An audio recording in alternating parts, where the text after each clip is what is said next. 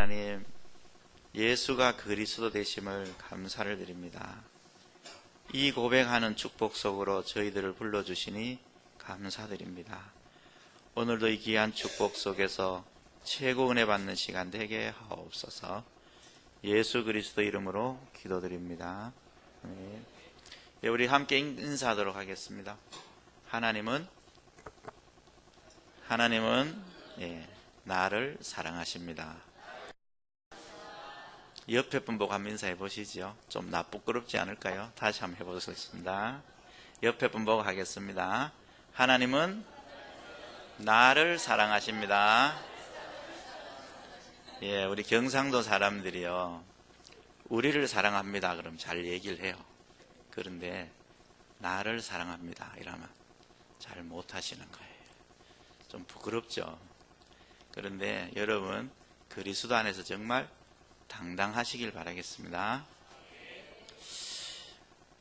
400년 동안 애굽에 종살이했던 이스라엘 백성들을 우리는 너무나 잘 알 수 있습니다. 그런데 그 이스라엘 백성들이 애굽으로, 고센 땅으로 처음 이사를 갈 때는 그 요셉이라는 그 총리 때문에 아버지 야곱이 바로 왕에게 안수 기도까지 하면서 엄청난 축복을 가지고 애굽 땅에 들어갔었습니다. 그런데 출애굽기 1장 8절에 보면 요셉을 모르던 왕들이 나오면서부터 그 이스라엘 백성들이 애굽에 종살이, 노예살이를 하게 되는 것입니다. 그 세월이 장장 400년 동안 하게 되는 거예요. 그 400년 동안 어려움 당하고 있는 이스라엘 백성들이 하나님 앞에 간구하는 거예요. 그때 하나님은 모세라는 인물을 세우셔가지고 출애굽기 3장 18절에 언약을 딱 주십니다. 희생제사를 드리러 가거라 라는 언약을 주는 거예요. 그래서 이 언약을 붙잡은 자마다 이 노예살이에서 빠져나오게 되고 하나님이 예배해 주신 가나안 땅을 향하여 가게 된 것입니다. 저와 여러분에게도 이미 이 희생제사의 언약이 성취되었기에 오늘 이 자리에 나와 있는 줄 믿습니다. 오늘 이 본문을 보면 율법에 대해서 나오고 믿음에 대해서 나오고 그 다음에 그리스도의 옷, 이런 단어들이 나옵니다. 이 믿음이 오기 전에는 우리는 다 율법 아래 있었습니다. 그 율법이 왜 필요했느냐? 율법을 지킴으로 말미암아 모든 인간들이 하나님 앞에 의롭다함을 입기 때문에 율법이라는 이 초등교사를 따라다녔던 것입니다. 그런데 하나님이 이 믿음이 오고 나서는 이 율법이 초등교사다 이렇게 표현을 합니다. 그래서 이 율법은 단지 우리를 어디로? 그리스도께로 인도하기 위해서 필요한 것이었지, 그리스도가 오기 전에는 율법이 주인 노릇을 한 거예요. 그런데 이 그리스도가 오고 나서는 이 율법은 사실은 초등교사로 끝나게 되는 거죠, 역할을. 그럼 이 그리스도라는 이 언약은 이 율법을 완성시키는 언약인 것입니다. 그런데 이 그리스도로 오신 분이 누구냐? 바로 예수님이시다는 것입니다. 그래서 그리스도가 오신 분이 예수님이시다는 사실을 믿는 자마다 하나님이 다 누구라고 부르시냐? 하나님의 아들이라고 부르는 것입니다. 저와 여러분이 예수 그리스도 안에서 하나님의 아들이심을 믿죠. 감사하죠.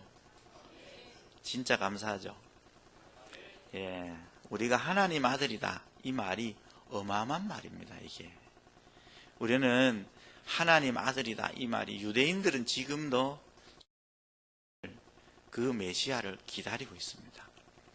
그들이 선민이라는 의식을 가지고 있으면서도 실제로 선민의 축복을 회복하기 위해 가지고 아직도 메시아를 기다리고 있어요. 그런데 우리는 이 예수 그리스도를 믿음으로 말미암아 단번에 하나님 아들로 칭함을 받게 된 것입니다. 그래서 이 하나님의 아들이다 이 말은 다른 말로 표현하면 하나님이 책임지고 인도하시고 모든 것을 보장하신다는 거예요. 그러니까 완전히 보장받은 끝난 인생이 된 것입니다. 저와 여러분의 인생도 이러한 축복 속에 있는 줄로 믿습니다.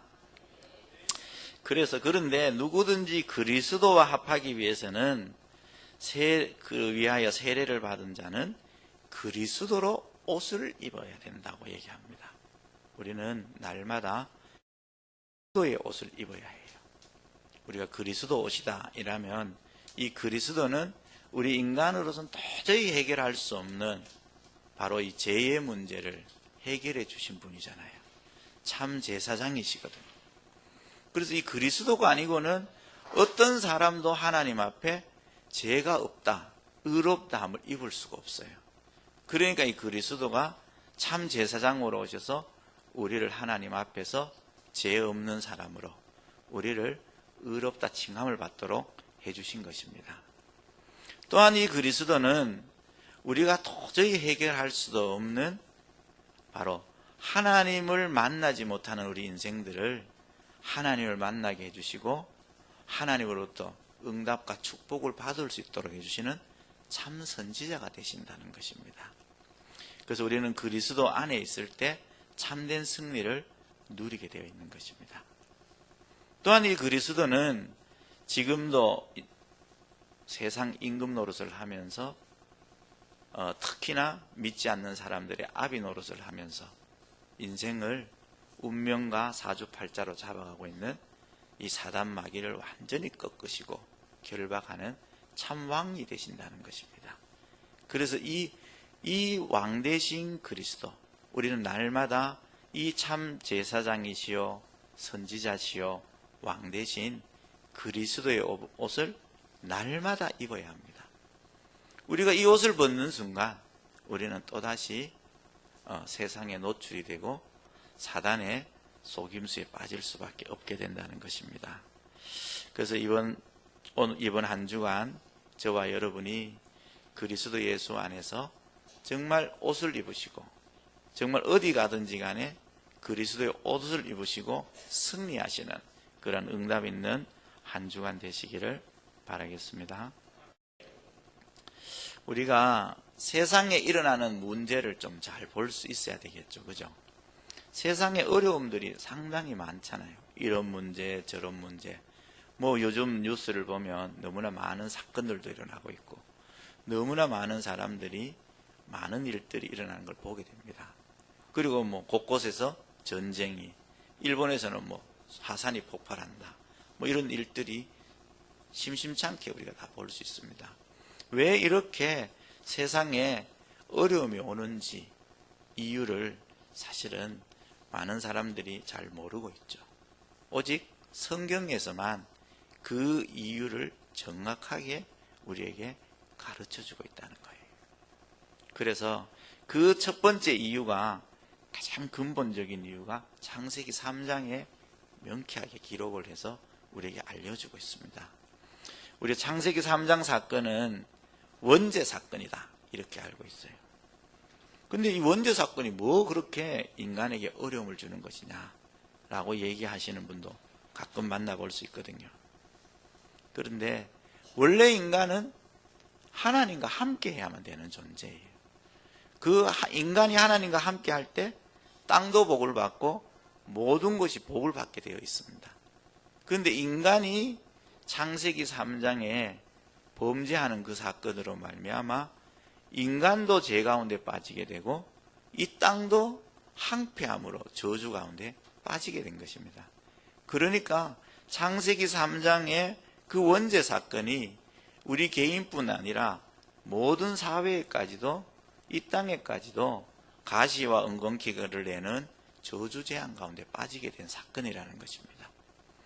그래서 이 사건의 배후에는 바로 우리 눈에 보이지 않지만 사단이란 존재가 인간으로 하여금 하나님과 함께하지 못하도록 범죄케 하는 사건을 기록하고 있는 것입니다. 그래서 이때부터 우리 인간에게는 알지 못하는 저주와 재앙들이 찾아오기 시작한 거죠. 또한 지금은 저와 여러분이 잘 알겠지만 요즘 일에 시내 나가보면 타로 점을 친다. 그 다음에 우리가 곳곳에 가보면 무속인들이 깃대를 꼽아놓고 있잖아요. 그 다 귀신 들린 점수라는 사람들이거든요. 그런데 이것이 지금만 있는 게 아닙니다. 사도행전에 보면 그 시대에도 이미 마술사들이 그 문화를 장악하고 있었고, 귀신 들린 여종이 점수를 가지고 그 한 지역을 장악하고 있었습니다. 그리고 고린도라는 지역에는 너무나 많은 우상들로 말미암아 완전히 재앙 가운데 빠져 있었던 것입니다. 그 모든 그 문화적인 부분이 여전히 지금도 많이 있지만 이미 오래전부터 있었다는 것입니다. 그래서 그러다 보니까 사람들이 자기도 모르게 영적 문제에 빠지게 되는 거예요. 그래서 너희 아비 마귀라고 요한복음 8장 44절에 우리에게 밝히고 있습니다. 그 마귀는 처음부터 누구라고 얘기하냐면 거짓말쟁이에요. 속이는 자예요. 누구를 속이겠어요? 우리 인간을 속이는 거예요. 마귀의 공격 대상은 하나님의 형상으로 지음받은 인간이 유일한 공격 대상인 것입니다. 인간만 넘어뜨리면 되거든요.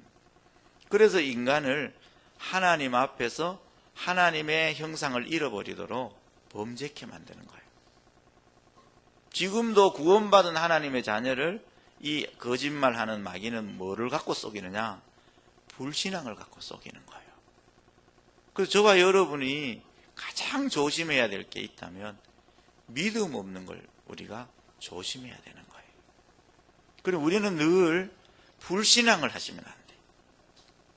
사단이 우리에게 주는 최고의 속임수가 뭐냐 하면 바로 예수님이 그리스도라, 우리의 모든 문제를, 과거 현재 모든 문제를 해결했음에도 불구하고 우리는 그 사실을 믿지 못하는 거예요. 이게 가장 무서운 거예요.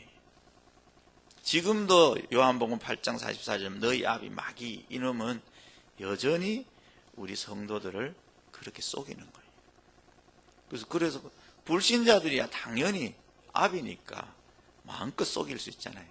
그래서 불신자들에게는 우상 숭배를 시키는 거예요.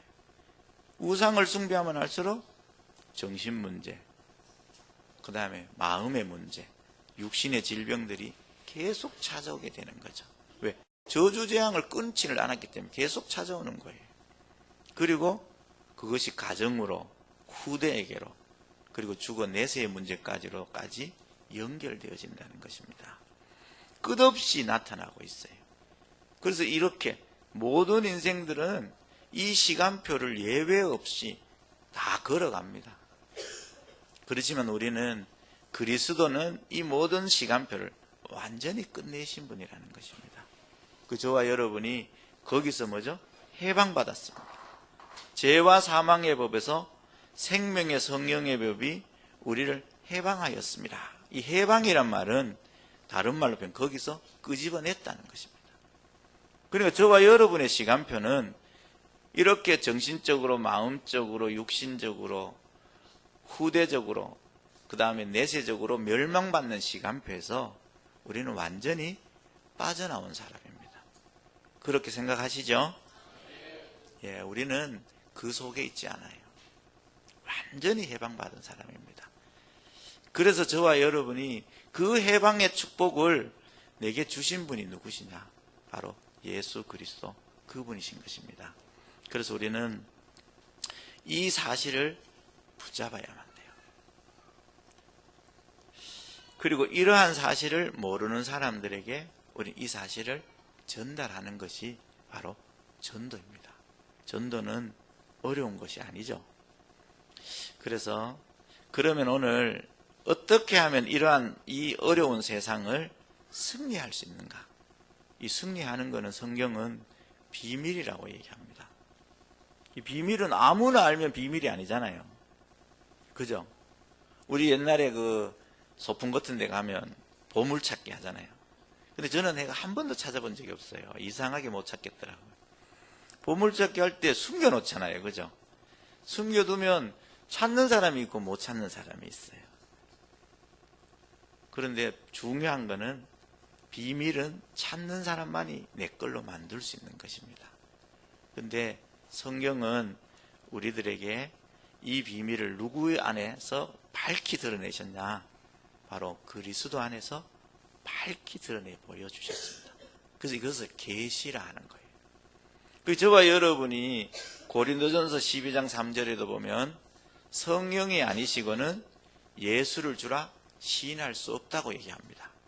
그 저와 여러분이 예수님이 우리의 구주시다, 예수님이 나의 그리스도시다 고백하는 자체가 성령이 우리에게 밝히 계시해 주셨기 때문에 가능한 거예요. 그 저와 여러분이 이미 그 계시의 영을 받아서 주님을 그리스도로 고백하고 그분을 내 마음의 구주로 영접하고 하나님의 자녀가 된 것입니다. 그러니까 이 비밀을 소유한 사람들이 가장 먼저 받아야 될 응답이 있어요. 그것이 뭐냐면 갈라디아 2장 20절에 밝히 기록하고 있어요. 여러분 다 잘 아시죠? 갈라디아 2장 20절. 바로 앞장에 있으니까 우리가 찾아서 함께 읽어보도록 하겠습니다. 갈라디아 2장 20절입니다. 함께 읽겠습니다. 내가 그리스도와 함께 십자가에 못 박혔나니 그런즉 이제는 내가 사는 것이 아니요 오직 내 안에 그리스도께서 사시는 것이라. 이제 내가 육체 가운데 사는 것은 나를 사랑하사 나를 위하여 자기 자신을 버리신 하나님의 아들을 믿는 믿음 안에서 사는 것이라. 아멘. 우리는 하나님의 아들을 믿는 믿음으로 사는 것입니다.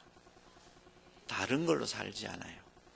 그래서 우리가 그런데 이 하나님의 아들을 믿는 믿음으로 살려고 하니까 제일 방해되는 게 뭐겠어요? 우리의 자아예요. 자아. 이 자아가 우리로 하여금 하나님의 아들을 믿는 믿음만 갖고 살지 못하도록 속인다는 것입니다. 그래서 저와 여러분이 이 하나님의 아들을 믿는 믿음만 갖고 살기 위해서는 가장 먼저 여러분이 해야 될 게 내 자아를 뭐 해야 돼요? 하나님 앞에 항복하셔야 돼요. 항복. 그게 가장 항복해야 돼요. 항복은 뭔지 알죠? 완전히 두 손 들고 나오는 거잖아요. 그래 다른 말로 바울은 뭐라고 해요? 십자가에 못 박혀 나는 죽었다라고 표현하는 거예요. 죽은 사람은 아무것도 할 수 없죠. 그 정도로 우리가 정말 항복해야 돼요. 근데 항복만 하면 큰일 나잖아요. 우리 불교에서는 마음을 비워라 이렇게 하죠. 비우기만 하면 큰일 나요. 그 비워진 곳에는 자칫 잘못하면 더 7귀신이 들어가서 더 나쁘게 형편을 만든다고도 얘기합니다. 비우는 게 아니고 우리는 항복하시고 그 다음에 뭘 해야 되느냐, 바로 하나님의 아들을 믿는 믿음을 신뢰해야 되는 거예요. 이게 아주 그게 그 구원받은 하나님의 자녀, 아까 얘기한 그 세상 문제를에서 빠져나온 의롭다함을 받고 빠져나온 사람들이 가장 할 수 있어야 되는 것이 뭐냐면 자아를 하나님 앞에 항복시키고 하나님이 우리에게 주신 예수 그리스도, 바로 하나님의 아들, 그 예수가 그리스도는 사실을 믿는 믿음을 신뢰하는 것입니다. 그 불신앙하지 않고 믿는 거예요. 그러면 반드시 하나님은 우리와 함께 하시기 때문에 우리의 삶 속에 역사하실 줄 믿습니다. 그럼 역사 진짜 하는지 우리 봐야 되겠죠, 그죠? 뒷성경, 에베소 성경 1장입니다. 21절입니다. 에베소 성경 1장 21절, 22절을 우리 같이 한번 읽어보도록 하겠습니다. 우리 같이 찾으셨으면 우리 합독하도록 하겠습니다. 모든 통치와 권세와 능력과 주권과 이 세상뿐 아니라 오는 세상에 일컫는 모든 이름 위에 뛰어나게 하시고 또 만물을 그의 발 아래에 복종하게 하시고 그를 만물 위에 교회의 머리로 삼으셨느니라. 아멘. 우리가 믿고 있는 예수 그리스도 이름이 만물 위에 뛰어난 이름이고 만물을 복종시키는 이름입니다. 그런데 이 이름이 또한 우리의 교회의 머리가 되신다, 이렇게 얘기합니다. 그래서 이 사실을 알고 있었던 초대교회 마가다락방 교회가 우리가 볼 때 너무 연약했잖아요. 너무나 가진 것도 없었습니다. 그들은. 그리고 그 당시에는 예수 믿는 줄 알았기 때문에 사회에서도 고립된 단체입니다. 그런데 이 그리스도의 이름을 알고 있었던 그들이 하나님께 집중한 10일의 시간을 통해서 그들이 로마라는 그 당시 최고의 강대국이요, 당시 이스라엘을 속국으로 삼고 있던 그 나라를 복음한 사실을 알고 있지 않습니까? 바로 우리에게도 이러한 응답이 예비되어 있습니다. 그래서 저와 여러분이 정말 나의 자아를 하나님 앞에 내려놓고 정말 하나님이 내게 주신 예수가 그리스도라는 사실의 언약을 굳게 붙잡으실 때마다 그 이름의 권세가 우리의 현장을 정복하고 다스리는 응답으로 나타나게 될 것입니다. 우리 성경 한 절 더 보겠습니다. 뒷성경입니다. 빌립보 성경입니다. 3장입니다. 21절입니다. 우리 함께 읽어보겠습니다. 그는 만물을 자기에게 복종하게 하실 수 있는 자의 역사로 우리의 낮은 몸을 자기 영광의 몸의 형체와 같이 변하게 하시리라. 아멘. 20절에 보면 우리의 시민권이 하늘에 있다고 얘기합니다. 그런데 이분은 우리를 영광의 몸의 형체와 같이 변하게 하실 수 있는 능력이 있습니다. 바로 잃어버린 하나님의 형상의 축복을 능히 회복시켜 줄 수 있는 분이시라는 것입니다. 저와 여러분이 이 그리스도의 이름을 굳게 붙잡게 될 때 여러분의 모든 현장에서 정말 예수가 그리스도시다라는 고백이 되어지고 그 예수가 그리스도라는 사실이 확인되어지고 체험되어지는 그런 은혜가 있게 될 것입니다. 우리 그런데 중요한 건 이 모든 게 뭐죠? 하나님의 은혜입니다. 저와 여러분이 수고하고 노력해서 얻은 것이 아니고 에베소 2장 8절에도 얘기하십니다만 하나님이 은혜로 선물로 준 것이 너무 감사하지 않아요? 수많은 지금 전 세계의 인구가 한 60억, 70억 이렇게 된대요. 그런데 정말 예수를 믿는 사람이 한 3분의 1이 안 된다고 얘기하죠. 그 속에도 정말 예수님이 그리스도라는 사실을 알고 그 사실을 누리고 있는 사람이 저와 여러분인 줄 믿습니다. 엄청 복받은 사람이에요. 자, 우리 옆에 사람하고 인사하겠습니다. 당신은 복을 엄청 받았습니다. 근데 얼굴들이 안 받은 것 같아요. 정말 안 받으신 거예요? 받으신 거예요? 받았어요? 다시 한번 하겠습니다. 당신은 복을 엄청 받았습니다. 공짜로 받았습니다. 꼭 붙잡으시길 바라겠습니다. 하나님은 이 은혜를 받은 사람에게 지금 뭘 하시느냐? 히브리서 1장 14절에 보면 천사를 보내사 수종들게 하세요. 천사들 보이시죠? 보이시죠? 보이시죠? 이제 표가 나는 거예요. 믿음 있는 사람과 없는 사람은. 믿음 없는 사람은 안 보인다고 하겠죠. 믿음 있는 사람은 보인다 하겠죠. 누가 거짓말 하겠어요? 아무도 거짓말인지 몰라요. 안 보이니까. 그렇지만 믿음 것들의 실상입니다. 믿음이 보지 못한 것의 증거입니다.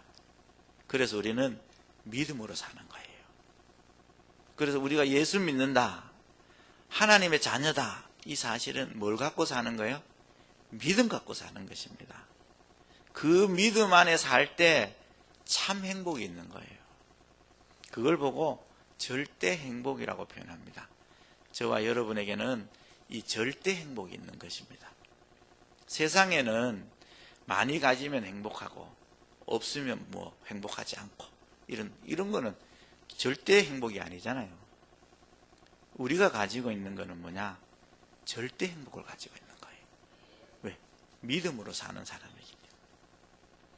뭐 우리 세상 사람들이 얘기하는 기준으로 따진다면 뭐 우리 늘 얘기하는 얘기지만 모 그룹의 회장이 어느 날 갑자기 자살할 이유가 없잖아요. 그런데 어느 날 갑자기 자살하잖아요. 모 그룹의 유명한 딸이 엄청난 재산을 가지고 있는데도 불구하고 그 남자친구 못 사귀게 한다는 이유 하나만 갖고 자살해 죽잖아요.